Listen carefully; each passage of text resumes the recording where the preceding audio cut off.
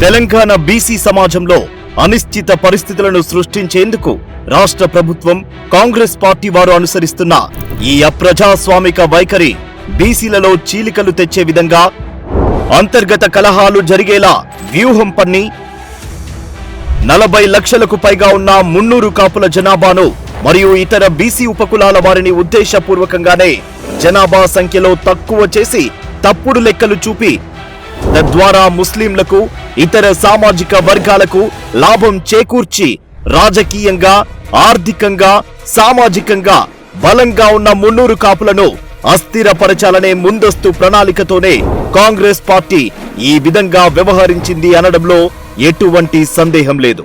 బీసీలకు 42% రిజర్వేషన్ ఇవ్వాలని చెప్పి కాంగ్రెస్ ప్రభుత్వానికి చిత్తశుద్ధి లేదు. వాళ్ళ బీసీల రిజర్వేషన్లకు కోత విధించబడతా ఉంది. మరి కాంగ్రెస్ పార్టీ దగ్గర ఏమాత్రం నీతి నిజాయితీ ఉండేది, నిబద్ధత ఉండేది. ముస్లింలను 10% బీసీలో చేర్చకుండా మీరు ఆ జాబితాను పంపించే ప్రయత్నం చేయాలి. లేకుంటే బీసీ సమాజం కాంగ్రెస్ పార్టీని క్షమించదు, భారతీయ జనతా పార్టీని పూర్తి స్థాయిలో వ్యతిరేకిస్తుంది.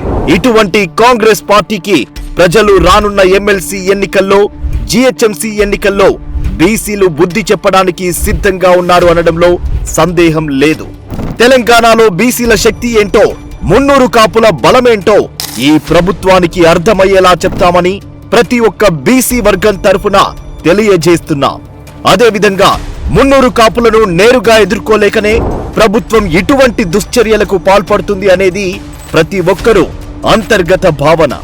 గత ప్రభుత్వ వైఖరి మాదిరిగానే ఈ ప్రభుత్వం కూడా ఇలా వారికి అడ్డు అని భావించిన ప్రతి ఒక్క సామాజిక వర్గంపై కక్ష తీర్చుకునేందుకు ఇటువంటి కుట్రలకు కుతంత్రాలకు పాల్పడుతోంది. తెలంగాణలోని బీసీలుగా గుర్తింపు పొందిన ప్రతి ఒక్క సామాజిక వర్గం వారు అందరూ కూడా ఏకమై ఈ కుట్రలను తిప్పికొట్టాలని కాంగ్రెస్ పార్టీని గద్దెదించి బుద్ధి చెప్పాలని పిలుపునిస్తున్నా. ఓ తెలంగాణ పోరాట యోధులారా, ఒకటై సాగుదాం, ఈ నిరంకుశ ప్రభుత్వాన్ని ఇంటికి పంపుదాం.